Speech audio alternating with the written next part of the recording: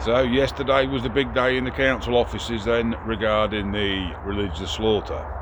I did live stream it, so thank you to all them guys that did watch.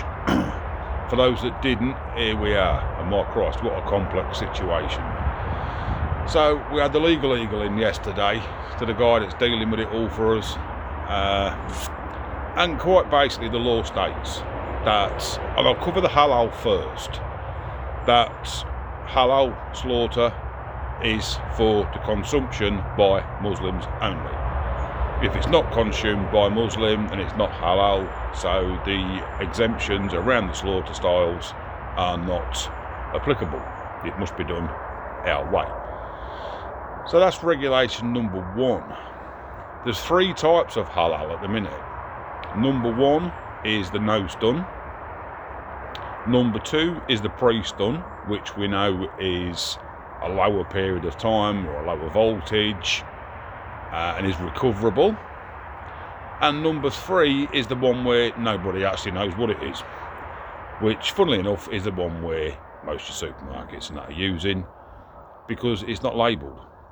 We know it's halal because it's registered on the abattoir code, but it's not labelled on the bag anywhere, and you don't know whether that's been pre-stun, no-stun, nothing. So some big issues have actually come to light properly. We are now on, this isn't just hearsay, this is now the legal side of it being dealt with. Schools are feeding it, or a lot of schools, not all schools, but a lot of schools are feeding it. There's been over 300 emails sent out to schools to find out if they are feeding it, and there's only 67, I think was the figure, that has actually come back with a response. The NHS are feeding it, the British Armed Forces was feeding it, and they now say that they don't, but I'm going to come on to that bit in a moment. So the laws are quite simple. Muslim consumption can be halal, non-Muslim it is not.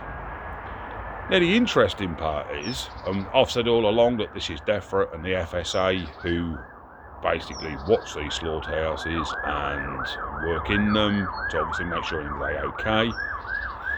It also, your local county council trading standards departments visit, and they keep an eye on them, which means that if indeed trading standards aren't doing their job as well, and letting this stuff go out unlabelled, because that's a regulation from the trading standards. If they're permitting it to go out unlabelled, then trading standards can be prosecuted. So that's prosecutions too, the FSA, prosecutions against trading standards. And it is actually classed as incitement. So there's some serious shit going on with this. I also yesterday had a guy called Gurpreet Singh come to me. He's the head of the Sikh community, and he drove all the way from Kensington yesterday to come to this council meeting. And when you read the RSPCA and the Red Tractors websites, they do not support any forms of religious slaughter whatsoever. That is in black and white on their website. So the Sikh community have been going out, and when they buy their meat, they're buying their meat that's got the Red Tractor logo on it. And lo and behold, most supermarket meats you look has got the Red Tractor logo on. Which means the Sikh community and the Hindus are now turning around and going, okay, we'll now prosecute Red Tractor then, because their religion states they're allowed nothing halal whatsoever. And indeed they are being fed it by stealth. So looks like Red Tractor could well have a bleeding great lawsuit round their neck to deal with all this as well, because they're playing both sides of the coin by advertising that we do not condone and do not support any forms of religious slaughter, when indeed you look at a lot of the packaging and they do. This ain't over with yet, guys, not by a long way. But Christ, what came out yesterday was scary. We're not going to get it banned, but we physically can't. But it must be labelled, and the laws are actually stated it must be labelled. It's just people aren't enforcing them laws. So this is going to get massive, it's going to get dirty, there's going to be court cases everywhere around this.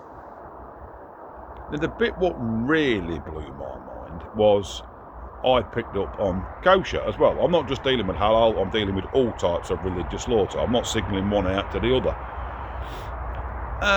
So the law actually words it that religious slaughter exemptions are in place for the consumption by the intended recipient. So the Jews are obviously the ones who do kosher, but they only eat the front end of the cow down to the 10th rib. So from the 10th rib back, ends up in the human food chain for us guys. So we said, well, that's against the law because we're getting fed it unknowingly. But this British law shit. I cannot. This is not against the law because the animal is being killed kosher style because the Jews are still consuming what they can consume of it and the rest of it ends up coming to us. So there again, that needs completely labelling. I say I've been on this over 4 years, guys, and yesterday, from the legal guy, Robin, I learnt so much in council. If you want to watch the full video of what was going on, by all means, log on into YouTube, onto Fenland District Council, and the farming meeting yesterday is on there for you all to view. So yeah, it's some serious mind-blowing stuff. Shit's going to hit the fan big time. I say, there's going to be people, companies getting prosecuted and all sorts for basically lying.